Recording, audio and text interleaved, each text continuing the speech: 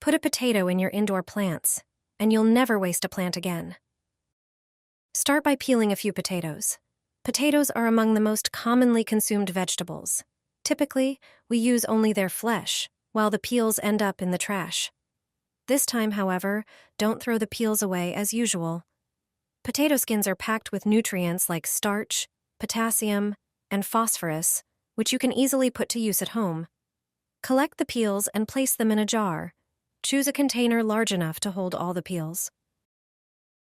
Next, cover the scraps with water, ensuring they are fully submerged. Finally, seal the jar. If you don't have a lid, tightly wrap the top of the jar with aluminum foil. The potato mixture needs time to develop its benefits, so store it in the refrigerator for a week. During this time, the peels will release potassium, phosphorus, and magnesium into the water.